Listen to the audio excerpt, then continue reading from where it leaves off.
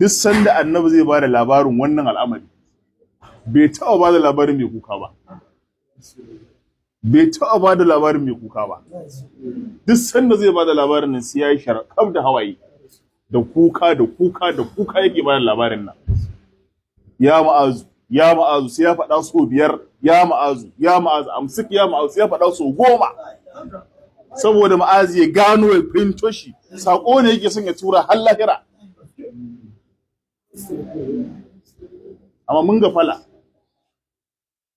fala sanda aka yi wannan abu ya zo ke gaya Ummu Salama ga halin da muke ciki, sun kashe Imam Hussein, sun yi kaza. Amma yau wanda suke wannan kukan, yau waɗanda suke wannan jin zafin a rai, wai su masoya annabi suke cewa ba masoya annabi bane ba. Wannan wace irin soyayya annabi ce kuke yi? Wannan munafincin ya ƙare. Wannan lokacin wannan munafincin ya ƙare. Ina ƙara faɗawa wato malamai su sani wannan munafincin ya ƙare.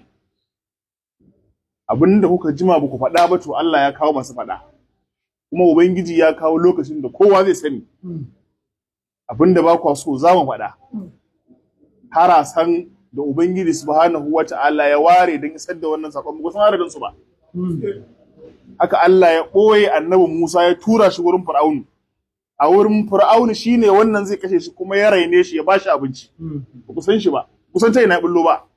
To wannan shine wa makaru wa makarallah wallahu khairul makirina. Kun yi da abin da kuke so. Shekara 400 kuna abin da kuka ga dama. Wannan lokacin ba shi bane, lokacin ba naku bane yanzu. Da kafirai da Yahudawa da wayannan munafikan malaman da wai in kana magana kan iyalan manzon Allah suke kallon ka wai kai ne abin tuhuma. Kuma wai mutum ya ce shi yana son manzon Allah, wai yar manzon Allah ce san ta abin tuhuma, wai dan manzon Allah san shi abin tuhuma, kuma wai manzon Allah yake so. Waye kai mutane me ya kamata mu gane wannan wani irin mutane ne. Idan haka sakon da nake so karshe in tura shine ku sani Allah ya ɓara wannan duniyar gida biyu. Wallahi ko ka kasance tare da Allah, tare da iyalan manzon Allah, wannan jam'iyyar ce ta Allah ta manzon Allah. Ko ka kasance waccan jam'iyyar ta shedan ta dujal, wannan shine abin da zai faru. Saboda haka wannan munafincen da wannan rafa-rafan da wannan walkafu duk ta ƙare. Walkafu ta munafikai ce, ni ina faɗa ina cewa walkafu ta munafikai ce. Ba Allah ne ce ba manzon Allah ne ce ba. Ku fito ku faɗa mana da rayuwarsu ba ta da alaƙa da addini ba ruwan da su. Sun yi rayuwarsu tilka ummatin karkalat laha ma kasabat wa lakum ma kasabtum. To rayuwarsu tana da alaƙa da addinin mu.